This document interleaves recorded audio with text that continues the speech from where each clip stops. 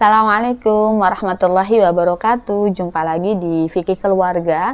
Kali ini saya mau bahas satu topik yang sebenarnya sangat penting ya buat kita para wanita, tentang bagaimana menjadi wanita terbaik di mata Allah Subhanahu wa Ta'ala. Seringkali banyak banget kita yang nggak percaya diri dengan mengatakan, aduh saya cuma ibu rumah tangga, saya nggak punya peran apa-apa di tengah-tengah masyarakat. Atau ada yang mengatakan, aduh saya tuh kerja, wanita karir, saya ternyata menelantarkan anak-anak dan nggak bisa membalanskan itu semua.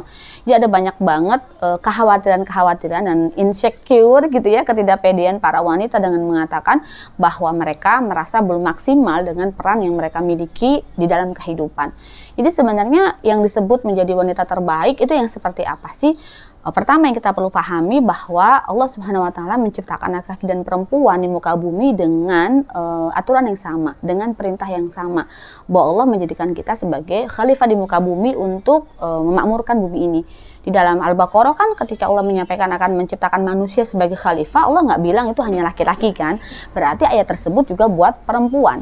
Sehingga peran untuk memakmurkan bumi ini bukan hanya Allah tujukan kepada laki-laki, tetapi juga kepada perempuan.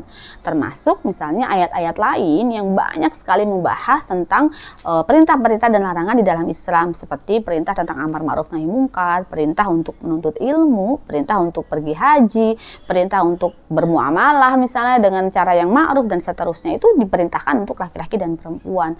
Berarti dalam kapasitas kita sebagai manusia sebenarnya kita nggak perlu merasa karena saya perempuan saya nggak bisa banyak berperan. Jadi apa yang kita bisa miliki, yang kita bisa kontribusikan kepada umat dalam fardu-fardu kifayah itu kita lakukan.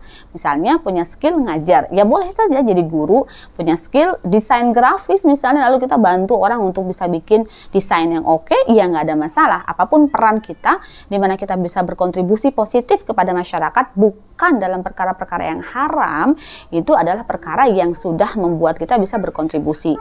Yang paling penting, ambillah fardu-fardu kifayah yang itu memang Allah sediakan buat kita agar kita bisa memakmurkan bumi. Nah, termasuk di dalamnya juga ada fardu ain yang perlu kita lakukan di tengah-tengah masyarakat sebagai bagian dari manusia. Misalnya kewajiban mengemban dakwah, kewajiban belajar ilmu agama, ya, kewajiban untuk amar ma'ruf nahi mungkar kepada siapapun, bahkan kepada penguasa. Itu kan fardu ain, bukan hanya gara-gara misalnya ada dai yang mengatakan saya titip doa ya, saya nanti akan dukung perjuangan kamu, tapi pakai doa aja. Itu nggak cukup gitu, karena dakwah telah menjadi kewajiban bagi semua orang, termasuk misalnya menuntut ilmu agama, itu menjadi kewajiban buat kita semua kan, termasuk perempuan. Jadi jangan karena kita hanya ibu rumah tangga misalnya, lalu kita nggak mau nuntut ilmu agama atau merasa udah cukup dengan apa yang kita miliki. Bukankah Islam ini sangat luas dan sampai kita meninggal pun kayaknya nggak akan pernah habis gitu ya, kita tadabburi atau kita tafakuri Al-Quran dan Sunnah, termasuk ayat-ayat yang ada di alam semesta ini. Maka bagaimana mengukur kita menjadi wanita terbaik di sektor publik? Pertama, pastikan kita menjalankan fardu-fardu ain kita di sektor publik. Dan yang kedua, kalau kita masih punya skill yang memang punya kemampuan dan kapasitas yang lebih, kita bisa masuk ke fardu-fardu kifayah, di mana kita bisa ngasih kontribusi, dan di situ pahala akan banyak mengalir, karena khairukum anfa'ukum linnas, sebaik-baik kita ada yang paling baik buat manfaatnya untuk manusia. Nah, itu di sektor publik. Nah, Allah Subhanahu wa Ta'ala juga pada saat yang bersamaan banyak sekali memberikan ayat-ayat dan hadis dari Rasulullah SAW yang menegaskan bahwa ada peran-peran khusus bagi perempuan, sebagaimana juga laki-laki punya peran khusus. Misalnya, peran khusus perempuan sebagai seorang ibu, peran khusus perempuan menyusui, peran khusus perempuan hamil dan mengasuh anak sampai dia berusia 7 tahun atau tamyiz.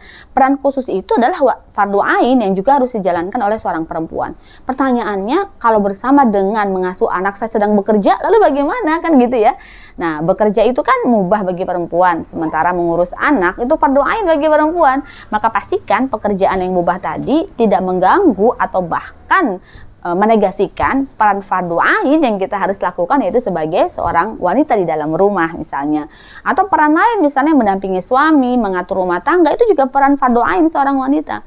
Sehingga kalau kita ingin menjadi the best woman ever di muka bumi ini, yang pertama pastikan di peran publik kita cari fardu-fardu ain yang memang harus kita lakukan di publik, dan fardu-fardu kifayah yang bisa kita kontribusikan kepada umat.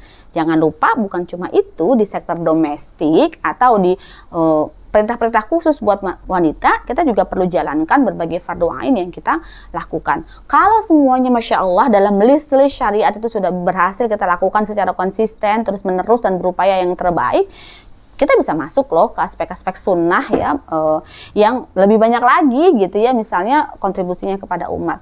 Jadi sebenarnya rumus menjadi wanita terbaik sama aja dengan rumus menjadi laki-laki terbaik, yaitu berperanlah secara maksimal di umat dalam perkara-perkara fardu kifayah dan fardu ain, dan berperanlah juga secara maksimal dan bertanggung jawab dalam fardu ain kita dengan tugas-tugas khas kita sebagai perempuan, dan tentu saja yang laki-laki sebagai laki-laki ya, misalnya sebagai mencari nafkah, sebagai pemimpin di dalam keluarga dan seterusnya. Mudah-mudahan Allah mudahkan kita untuk mendidik diri kita, mendedikasikan hidup kita untuk umat, untuk dakwah, untuk ilmu pengetahuan, untuk kemajuan Islam, sehingga kita bisa datang ke hadapan Allah di hari akhir nanti dan mengatakan, ya Allah, aku sudah mengamalkan, aku sudah berupaya untuk menjadi wanita terbaik yang Engkau mau. Masya Allah. Kita jumpa lagi di Fikih Keluarga berikutnya ya. Assalamualaikum warahmatullahi wabarakatuh.